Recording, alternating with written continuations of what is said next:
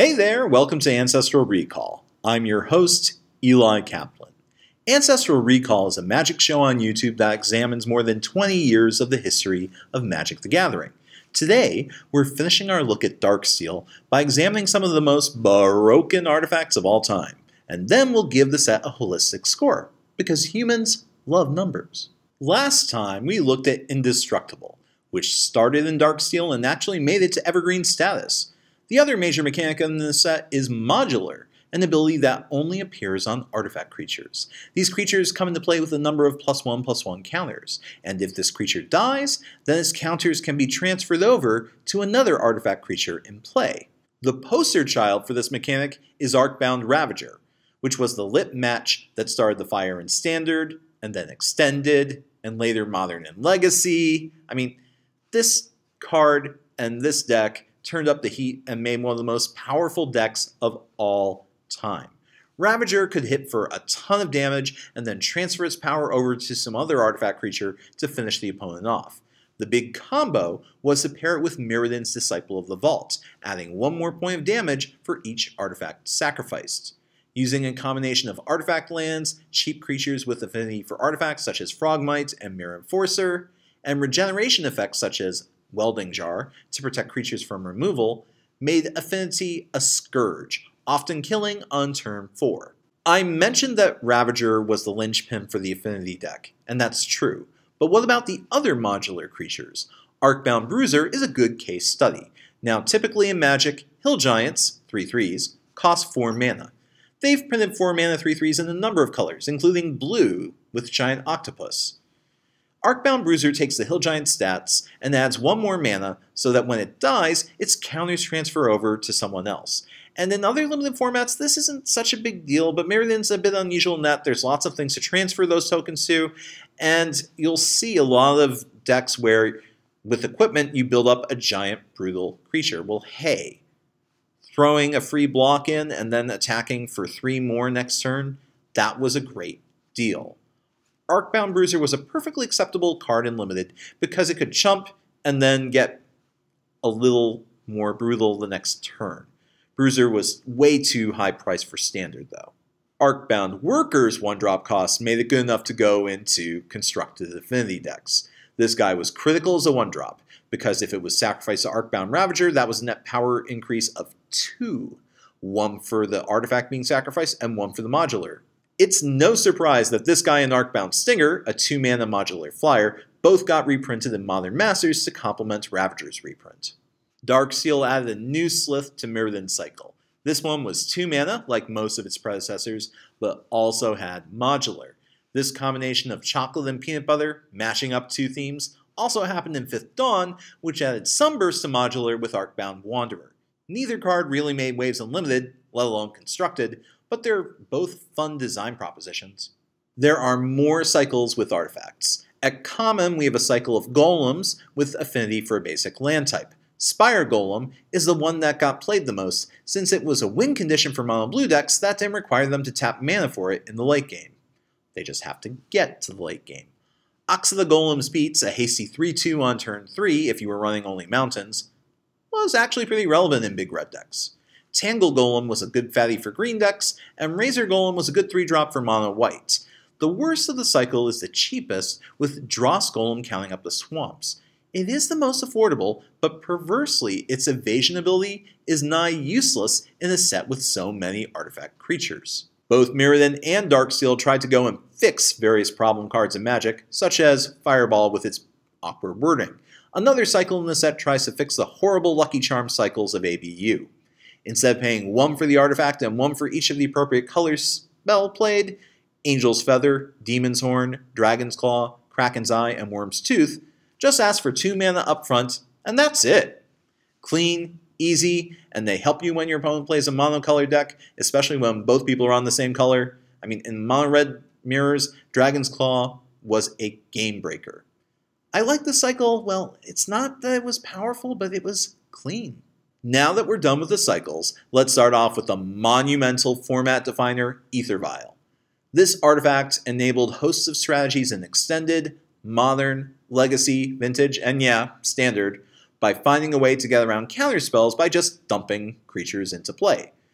Aether Vial has seen play in fish decks, goblin decks, and decks that focus on the best of 2-drops. The Mighty Spell Snare has no answer to this guy. The best part of Aether Vial is that it functions at instant speed, allowing your creatures to jump in during combat for surprise blocking or at the end of an opponent's turn. And yet, Aether Vial wasn't even the second most format warping card in the set. If you're looking for a card that adds charge counters for EDH, Core Tapper is the best way to go. This guy can tap to add a charge counter without any mana activation, and can even be sacrificed to get 2 charge counters. So what is the best card with charge counters?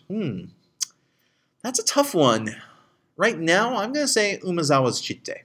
The most subtle thing to do with Core Tapper is to make Chalice of the Void no longer relevant by adding so many charge counters to it that it stops nothing. Darksteel Colossus was a common choice for Tooth and Nail players to search out, though other times they could just hardcast the guy. DS Colossus was a massive beater, and when people saw this card, they saw a challenge. Ooh, how do I make a competitive deck that can cast this guy? Well, that's a question. Mirrodin's color fixing wasn't the absolute best, to be sure, but its access to colorless mana ramp was fantastic. I'm glad M4 Team reprinted Darksteel Ingot, because it's a resilient mana rock that can handle the board wipes often seen in Commander. That's the format where it excels the most. Magic has printed quite a few alternate win cards, and most of them, yeah, they're terrible. Mortal Kombat, Chance Encounter, and the Cheese Stands alone come to mind. Darksteel Reactor is another example.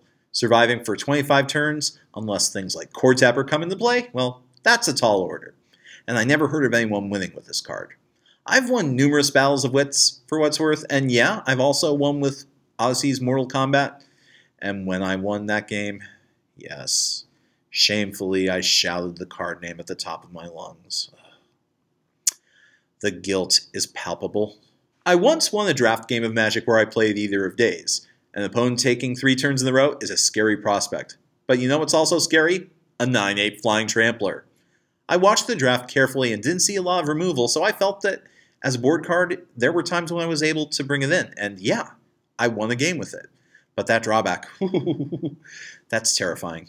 Another fixed, old school card is Lich's Tomb, which allows players to stay alive while at 0 life. However, the drawback of being forced to sacrifice permanents as soon as you take damage is still here. This is a change from Alpha's original Lich, which also let you draw cards anytime you would normally gain life. Lich's Tomb is less complex, it's cleaner, and while it isn't so powerful and has a drawback trigger as soon as it hits the table, okay, it's a lot easier to cast. Darksteel also included the legendary nemesis of the block, Memnarch. Memnarch was way too expensive for players to properly exploit in Standard, but in EDH, this guy found new life. Hacking creatures into artifacts, then permanently stealing them, is justifiably considered a power play. Speaking of Wacky Town, check out Mycosynth Lattice. In Vorthos terms, this artifact represented the synthetic metal connecting Memnarch's sensory organs to the rest of Mirrodin. In game terms, this was a callback to Mirage's Celestial Dawn, which made everything you played white. But this time, everything in play is artifacts, and anyone can use colorless mana to pay for anything. Yeah, that's crazy. Sorry folks, but one of the most Johnny cards of all time, Panoptic Mirror, is banned in Commander.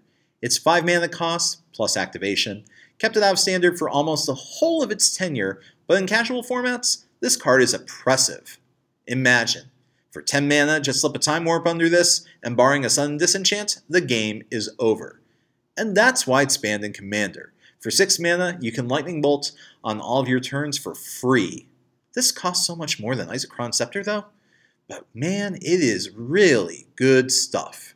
Shield of Kaldra shows up here, and this is the first card to refer to a card that didn't exist in print when it was made. The Shield was also a pre-release card, and if you got the whole block's pre-release cards together, then you could assemble an epic monster of legend. More on that next time.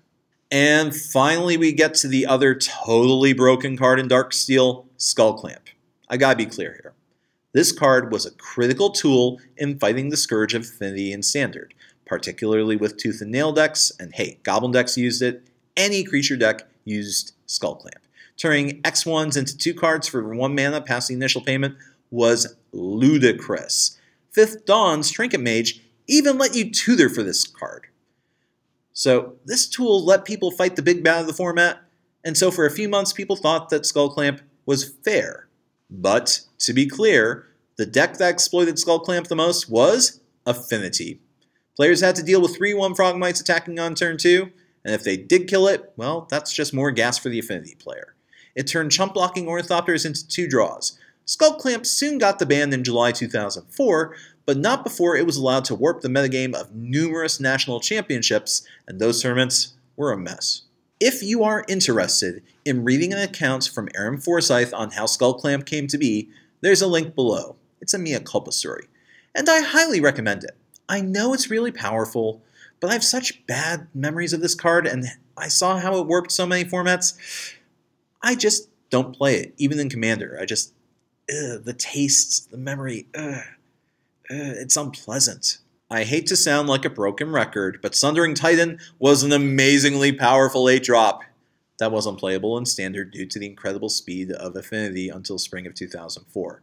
Now, 710 stats, destroying up to 5 lands when it hit play, that's massive. Bouncing the Titan with Echoing Truth wasn't a major improvement because that would lead to even more lands being destroyed. This guy got banned in Commander because it ruins people's mana bases, and that was the right thing to do. I do confess that I played this card numerous times in various formats, and like playing Mind Twist back in the day, I still feel guilty about it. If you like powerful cards in casual formats, you can't go wrong with Sword of Fire and Ice, and its partner in crime, Sword of Light and Shadow. For a total investment of 5 mana, you get protection, a power and toughness bump, and card advantage all in one package. Fire and Ice is the most powerful one, but I also love Light and Shadow and EDH because I love recursing creatures. And while these two equipments did not dominate Standard due to how fast Affinity ran, they were so wildly popular with casuals that Wizards knew that they had to follow up with these swords with Scars Block. And they did, and the results were glorious. One of the big secrets of my show that I rarely mention is that I have no time for Legacy or Eternal. I'm sure that these are very fun formats that people enjoy. They're obviously very, very powerful. But I don't like decks that combo on turns 1 or 2 or 3. I want interactions in my game. And the stakes of interactions in those formats are so high that a screw up on one decision can seal a game. That's just not my cup of tea. So with all the unfair mana costs of those formats, I guess I'm happy that Trinisphere exists. Shutting out all those unfair, too cheap spells, making the game play out at, dare I say it, a somewhat same pace, is a good thing. And now all you Vintage and Legacy players hate my guts. Oh well. There are few pieces of equipment better suited to going on a Commander than Whisper Silk Cloak. Guaranteeing getting through and tacking on Shroud is a powerful combination. This costs a lot, but you get what you pay for. The last thing I need to talk about is that Darksteel has 2 more artifact lands. The first one, Darksteel Citadel, is indestructible and taps for colorless mana. I quite like the fact that this card is now in Standard as of the filming of this video, making Insult Artifact that much more awesome. But the one that really stood out was Blinkmoth Nexus. This land is a callback to Antiquity's Mishra's Factory, becoming a 1/1 flyer instead of a 2/2 factory worker. And the reason that the Citadel was a universal inclusion in Affinity decks is that this evasive creature could pick up Arcbound Ravager's modular tokens, counters I should say, and swing in the air for lethal. And it often produced more resources by just becoming an artifact land instead of tapping for an individual mana thanks to Affinity for artifacts. And the really nice thing about Blinkmoth Nexus is that it doesn't have to be an artifact all the time, thus dodging spells like Shatterstorm or Akroma's Vengeance. Here's the top 5 most expensive cards as of the making of this show.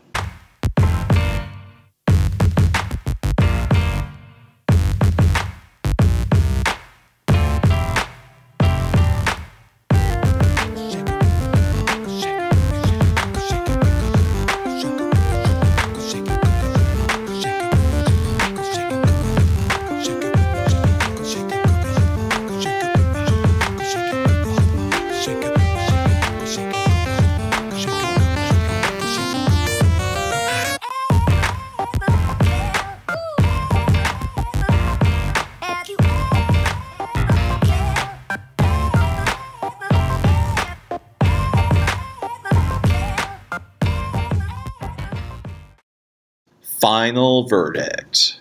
I've consistently said that the most important rubric for me is whether a new set made the game more fun or not, using both my opinion and the player consensus. And the player consensus in tournaments was, Darksteel made tournaments unfun. Many people dropped out of Magic after the set's release. Playing 6-mana spells required extensive stalling measures to keep Affinity from killing you, and even then, no one could beat the Affinity God draw. The specter of Affinity looms oppressively over Darksteel, and that's why, as in the case of Mirrodin, I have to start off by dinging the set 2 points off my holistic rating. And that's a harsh thing to do.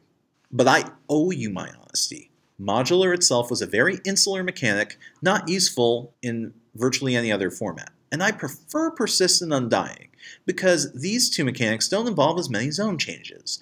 Indestructible is a dangerous mechanic. There's so little opponents can do about these permanents, and Wizards balances Indestructible cards by making them really expensive. So, okay, I'm alright with Indestructible. They dodged a bullet with that one. I'm going to give Darksteel a 6 out of 10. Good, but not great. Without Ravager and Skullclamp, it'd probably clock in at 8. Oh well. There's lots of useful cards for your Cube or EDH deck, and there are some real modern staples in the set. There were a few throwback reprints that triggered authentic nostalgia, such as Fireball and Juggernaut, but I can't get too much enthusiasm about a set that hurt the welfare of the game so much, making Magic's worst standard environment since Urza's Saga. This is a nadir for the game. The set on its own has much to offer, but its big picture impact was not favorable. This set should not be compared to Homelands or to Prophecy, but I think this set is too highly valued by many longtime Magic players. Thanks for watching. I hope you enjoyed this retrospective. If you don't think I did a card justice, skipped a card I shouldn't, or think there's something you really liked, let me know in the comments section. And hammer on that like button and subscribe. Please? Pretty please? Next time, we're going to finish off Mirrodin block with Fifth Dawn, a dramatic twist. This is Eli Kaplan for Ancestral Recall, signing off. Good games and good luck.